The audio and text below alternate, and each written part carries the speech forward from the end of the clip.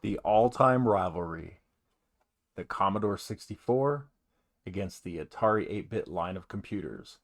Let's go ahead and put these two head to head and find out which one will come up top, all in today's video.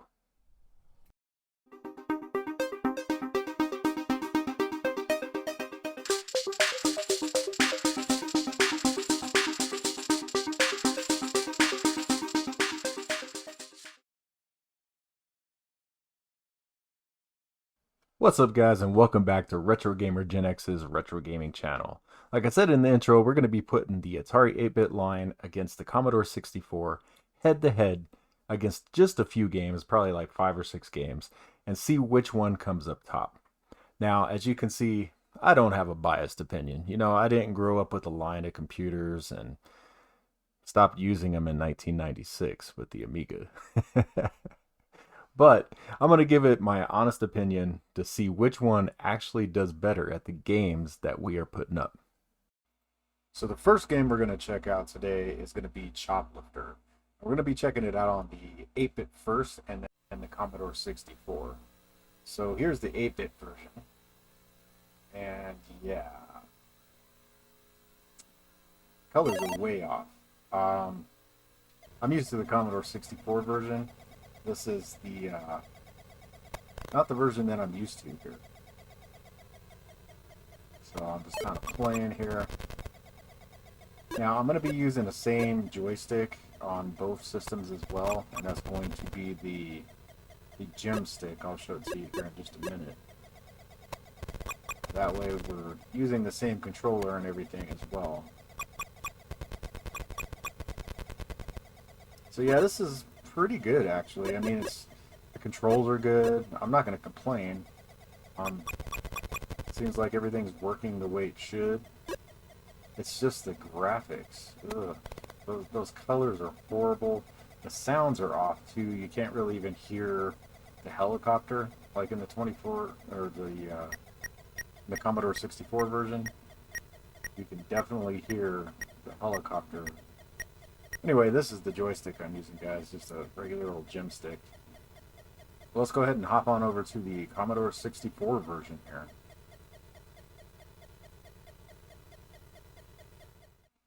Alright, so now here we are on the Commodore 64 version here.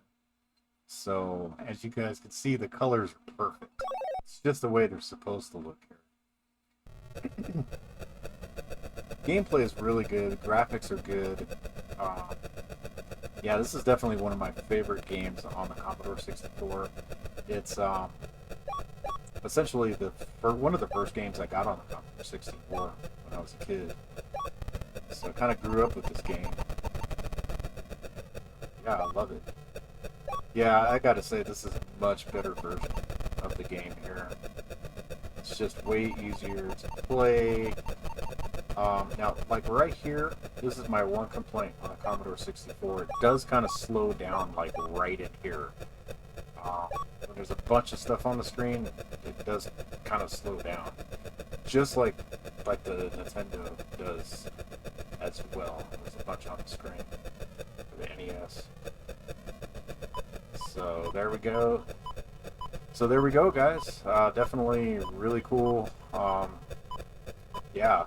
I definitely have to say the Commodore 64 did beat out the 8-bit on this one, so chalk one up for the Commodore.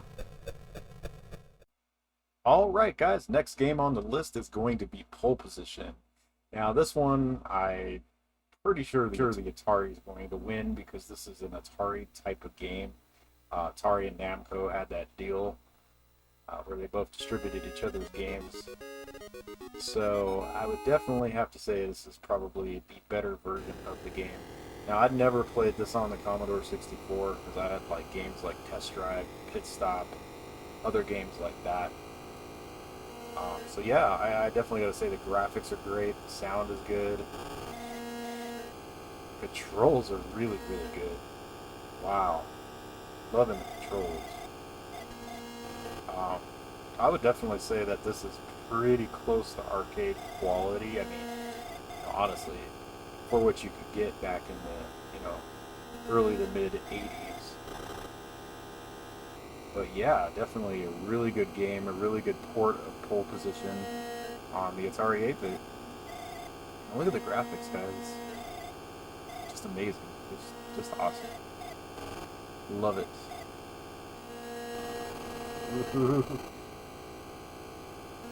Oh, if there would have been a sign there, I would have hit it. But yeah, definitely a really good port of the game. So now let's go ahead and pop in the Commodore 64 version. Yeah, like I said, I've never really played this version, so it's kind of cool. It had a pretty cool title screen there. I'm not gonna. Oh my goodness! Even the music sounds horrible. Come on, this thing has the SID chip. They could have did better. And obviously, the controls are different. Let me see. So, yeah, okay. Up is accelerate. Assuming down is brake. And how do you change? Oh, change gears. You got to push the button and then either go up or down. Wow, this is horrible, guys. I mean, just horrible. Graphics are bad, the sound is bad, and the controls are atrocious. Just horrible. It feels like I'm driving on a freaking icy road here. And it's really, really bad.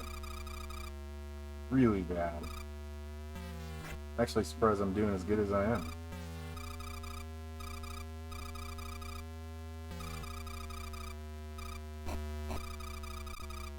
Wow, yeah, there's just like no control here. Ah.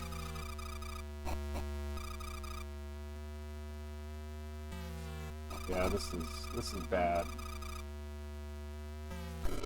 Hey, but the sprite animation for the explosion looks pretty cool. And that's how you go from first to worst. Just pick the Commodore 64 version. Next game we're going to play is one of my all-time favorite games, and that's Pitfall. And of course we're going to start on the Atari first here. So yeah, really cool game. Just love this game, guys. And as you can see, Pitfall Harry looks good. I mean, really all these games are pretty much the same, especially like on the Atari. Now the Atari 8-bit, now you can see with like the trees and all that up there, it definitely looks a little bit better. But yeah, just really colorful, really looks good. The sound is definitely really good. So they're utilizing the Pokey chip here. Yeah, I really have no complaints about this. Also like the graphics of the rocks as well. This looks so much better than the 2600 version.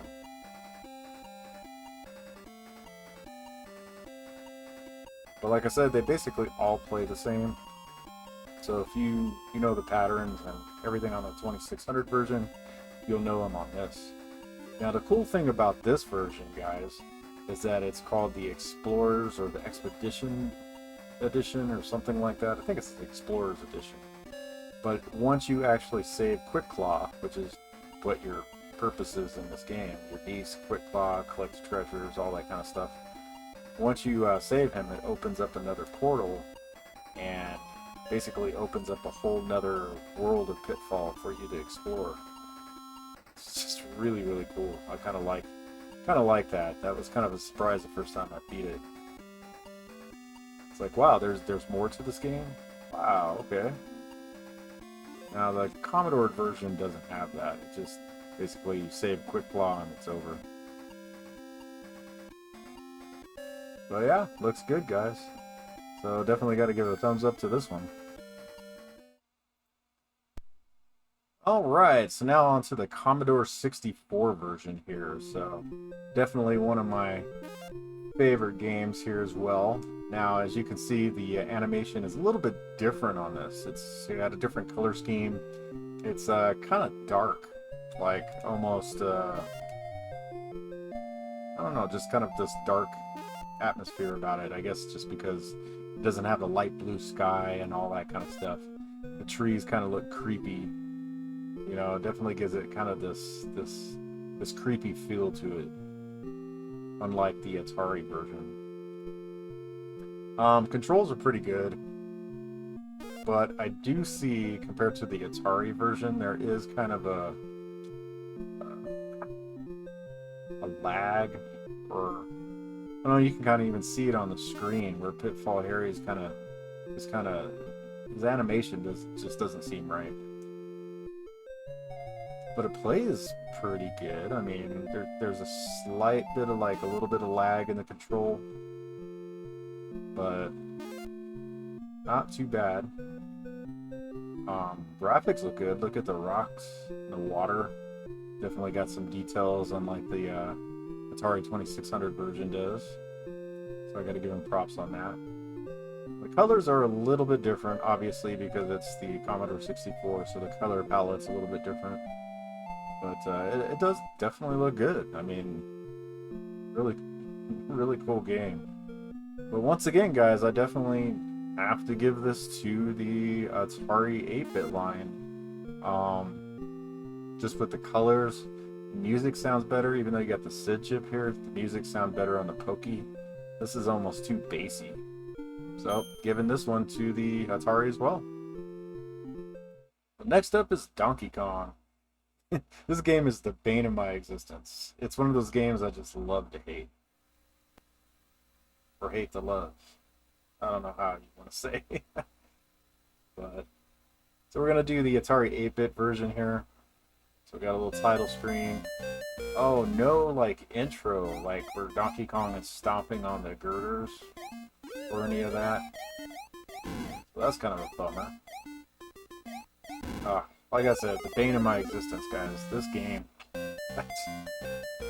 There's sometimes I'm really good at Donkey Kong, and sometimes I just suck at it. So hopefully this is not one of those times I suck.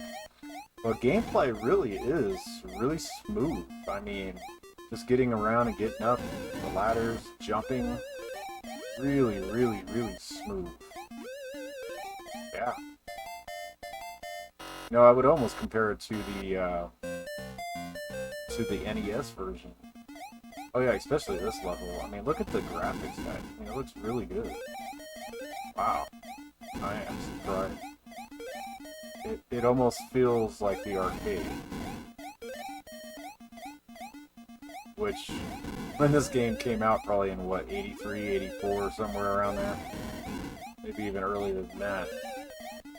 That's definitely a good thing. You could say it was like an arcade game. Oh yeah, I like this. I like it so much. I'll try to take some of these fools out. Watch, I'm gonna die doing this too, because that's the way it is. I get greedy and then I end up dying. Ooh, almost there. Ooh, ooh. There we go. So at least it has that animation, so that's kind of cool. Alright, now on to the Commodore 64 version. As you guys can see here, we do have the startup animation. We're stomping on the girders, creating the playfield for us. So that's kind of cool. I always thought the Commodore 64 version was great. I had this as a kid, and wow. Okay, graphics are great, but my god, is it slow. I never realized how slow it was. Compared to the Atari version. Look at this, guys. Wow.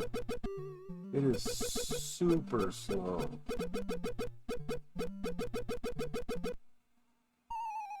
That's crazy. I'll see if I can make it through this this level here. But yeah, I definitely have to say the Atari 8-bit got it on this one too. Wow. Yeah, I never knew that this game was this slow. I always thought this game was so great on the Commodore 64. Growing up with this, I compared it to the arcade because it had the cool little animation at the beginning. The graphics are great. Donkey Kong's actually in the right place on the left-hand side of the screen. So, but yeah, gotta give it to the Atari on this one as well, guys. Wow, I'm surprised. I am really, really surprised. But yeah, look how good the graphics look though, guys. I mean, it's not like...